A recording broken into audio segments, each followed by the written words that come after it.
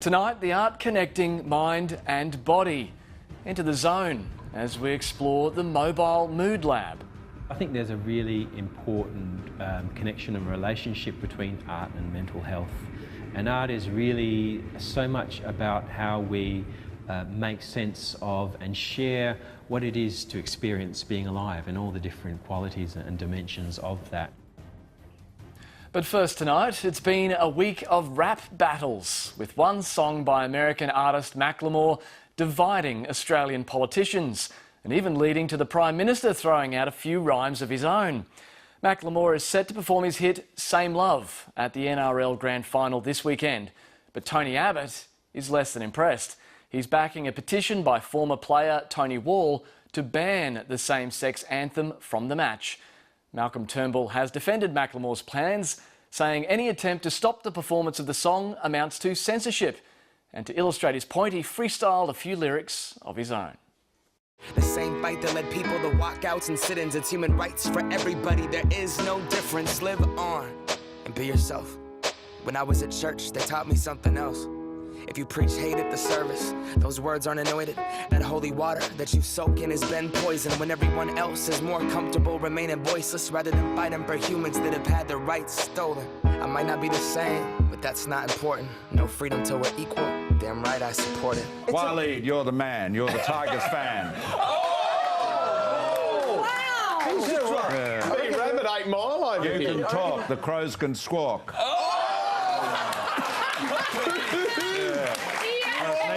Couple of discs here. You do the discs? Yeah, that's right. You've got to get the deck going. What a natural. For more on rap, rhymes and the rest of the week in politics, I was joined by Liberal member for the Melbourne seat of Goldstein, Tim Wilson, and Labor Senator for New South Wales, Sam Dastyari, for our late debate. Tim Wilson, Sam Dastyari, welcome back to Lateline. Great to be here. Thank you for having me. First up, did you guys know who Macklemore was before this week? And I want you to be honest.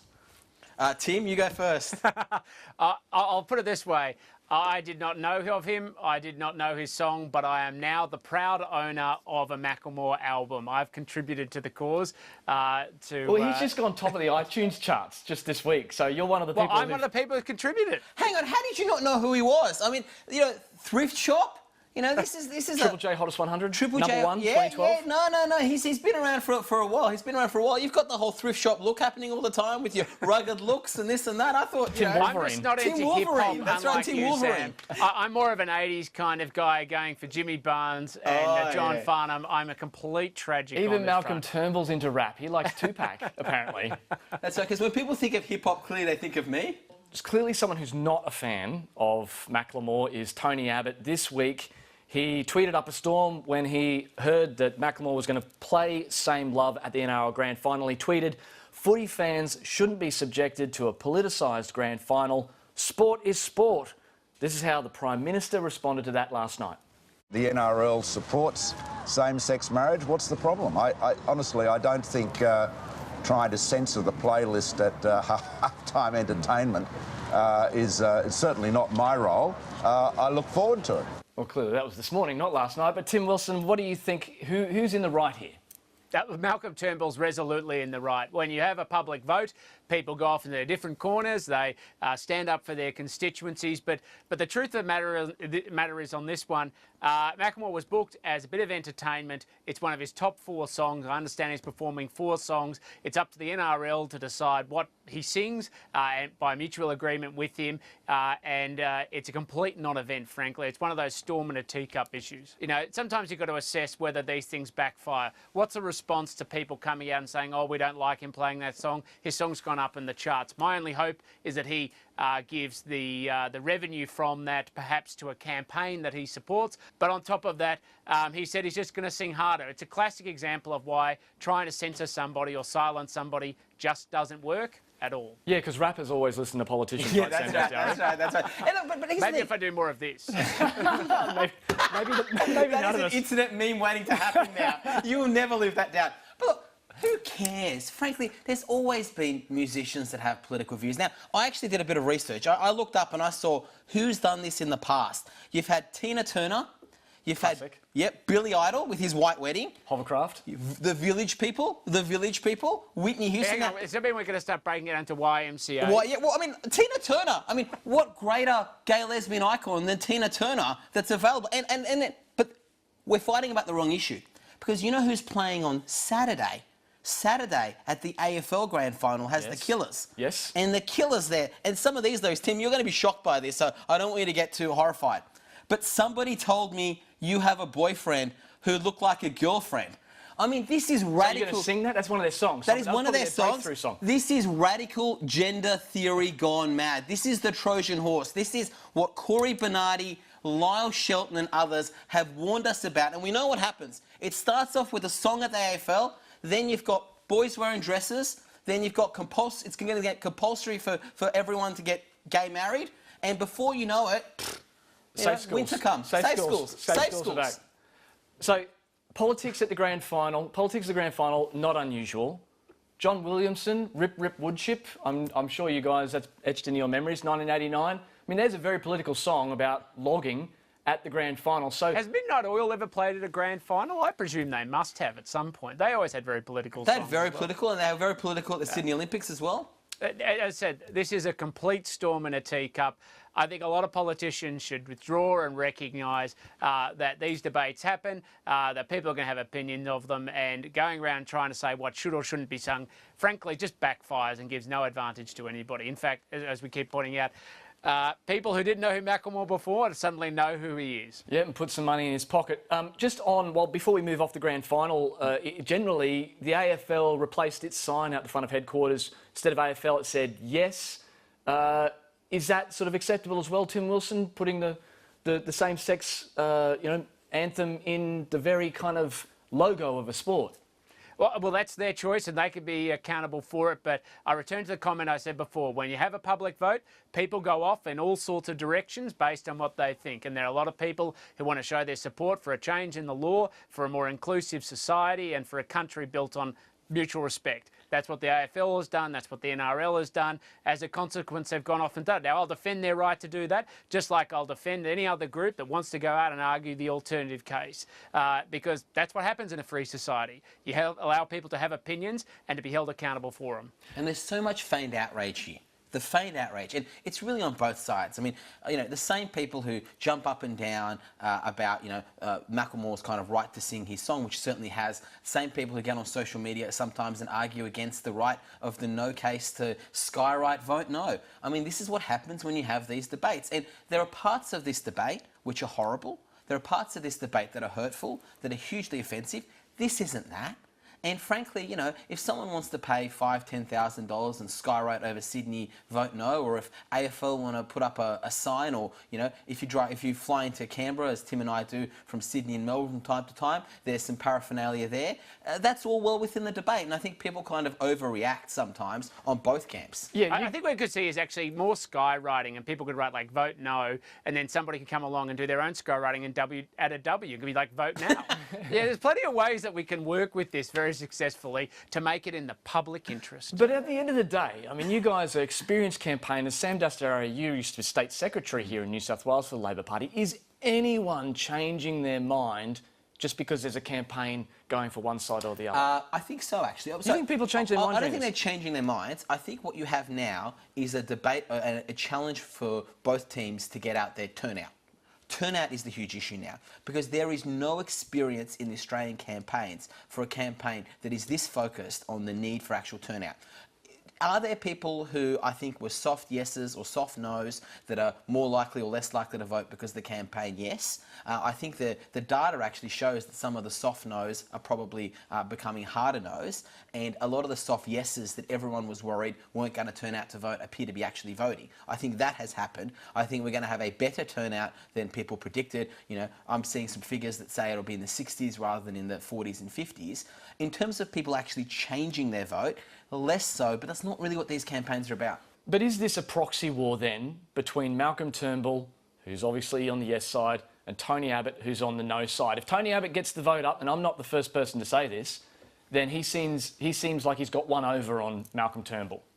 I think that's ludicrous, frankly. This isn't a proxy battle at all. This is a very specific issue, despite the efforts of many people to keep saying, oh, it's a debate about this or a debate about that, or it's actually about religious freedom or freedom of speech. It's actually about none of those things. It's about whether we change the law to allow same-sex couples to marry, and then if that is successful, we'll go into amending the legislation before the end of this year to make that happen. Look, I think there is a proxy war going on many fronts between Tony Abbott and Malcolm Turnbull. I actually don't think this is one, and this is why.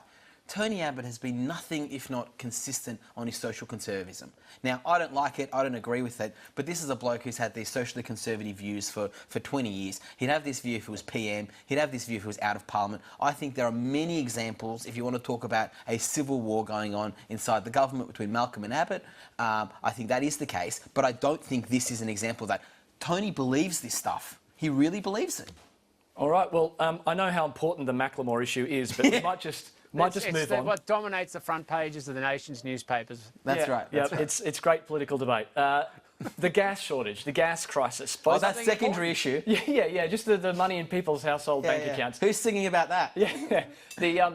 The Prime Minister's had a crack at both your home states about their gas policy. Let's have a little bit of a listen to him. The failure of Victoria and New South Wales to unlock their onshore gas resources means that more gas will have to be shipped south at greater expense. Tim Wilson, I'll start with you. Start in Victoria. All the parties there back the onshore gas exploration ban. Is that going to change? Are Liberals going to turn around on that? Well, I don't know what's going to happen at state level, but I know that I don't support the moratorium. I actually think we should be taking a risk management approach with proper environmental assessments to enable onshore gas to be extracted where it's safe and manageable to do so. And frankly, I think the moratorium's had its day. It's the worst possible policy scenario I think you can be presented is to stop extraction of gas without any assessment of risk and managing that risk. And we know what the consequences are.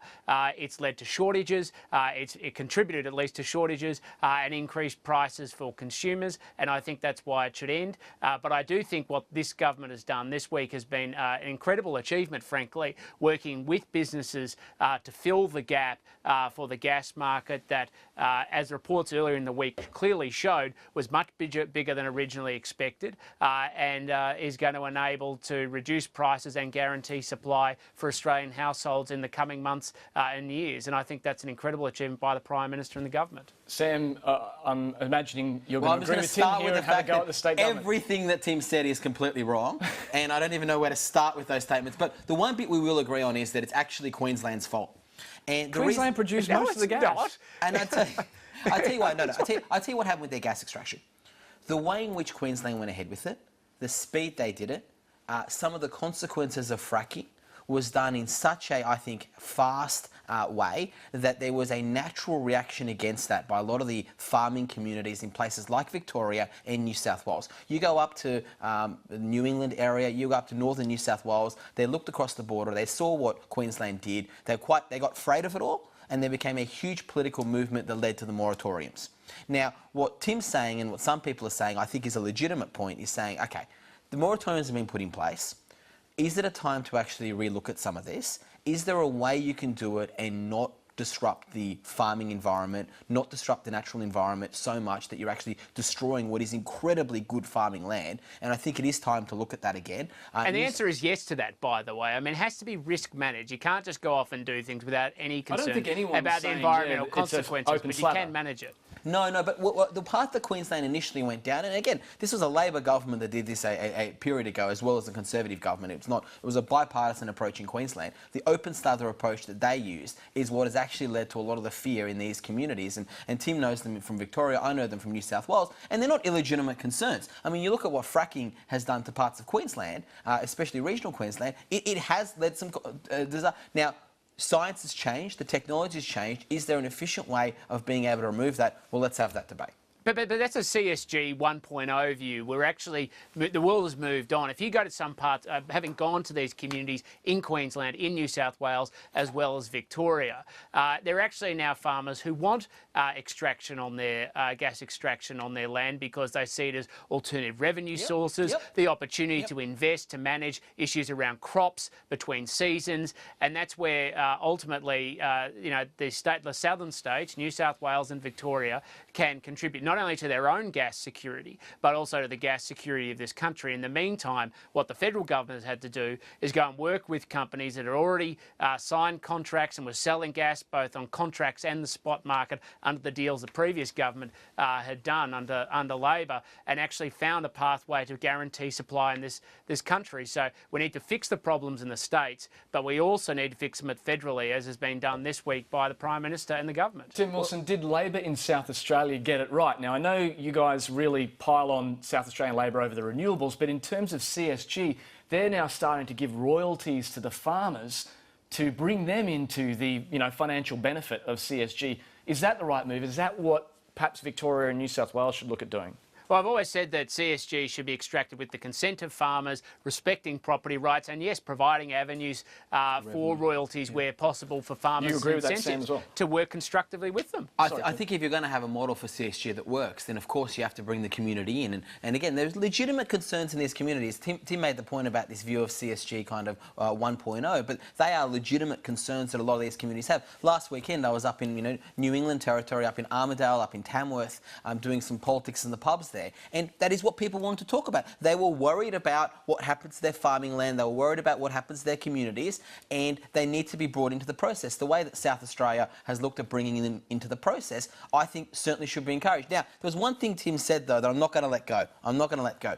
This idea that somehow, by having some kind of sweetheart agreement with a handful of companies, that the government has somehow fixed this shortage crisis. I mean, I just can't understand why the trigger hasn't been pulled, why the government hasn't actually... What trigger? What is this? This is a rubbish talk, It's Sam. not a rubbish talk. We actually went down, we've actually negotiated with these companies to sign heads of agreements to guarantee gas supply in this country. What is the trigger that you want? What is not... We've already got bits of paper saying that people are prepared to commit to doing this, and you're saying that you want some elusive trigger to be... No, there's nothing elusive about the trigger The point you might be trying to make is that the trigger was there to achieve a purpose, and that purpose has been achieved. The gas is being provided. Well, look, I'm not comfortable, right, and I'm not confident. And again, we'll have a bit of a look at this as we kind of go back into Parliament in the next couple of weeks. It's all happened in the past few days.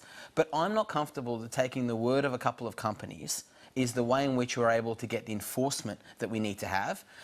I don't understand why the government didn't actually pull the trigger a week or 2 weeks ago. Now, what does that mean? It doesn't mean anything. It means exactly what the legislation was there to do. It means we have a trigger, which is we worked with the companies cooperatively, constructively. No, you did a sweetheart deal with the government, to deal with these companies. You did a sweetheart deal with these companies. We've got them to agree that they're going to sign heads of agreements to guarantee supply to the Australian community, to deal with the problems that were created by the contracts, the signing of bits of paper that your previous government himself said did that with you the guys companies knew were coming to for make years sure down the that their line. supply The for the McFarlane Australian himself community. said you knew were coming down the line. And you keep saying pull the trigger, but you can't actually articulate what it means. It's one of those empty words. It's not at all. Pulling the trigger was taking the legislative option that was available that would actually mean you're forcing these companies, forcing them, right? Not some sweetheart deal where they get to set the terms of the government, where they sit cooperation around versus force. We do start with cooperation. It's like with international affairs. You start with diplomacy before you move to force.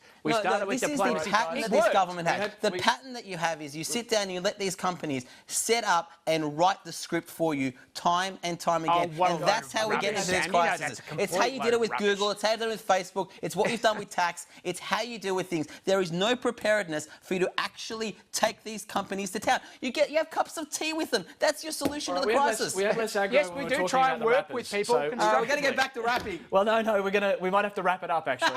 I'm just concerned that Sam didn't say when he went out to country parts of New South Wales that they weren't raising Macklemore in the pubs. I know, disappointing. Disappointing. That's right. All right, well, that's, I'm afraid, all we have time for. Sam Dastyari, Tim Wilson, thank you so much for being on Lateline. Thank you. Thank you.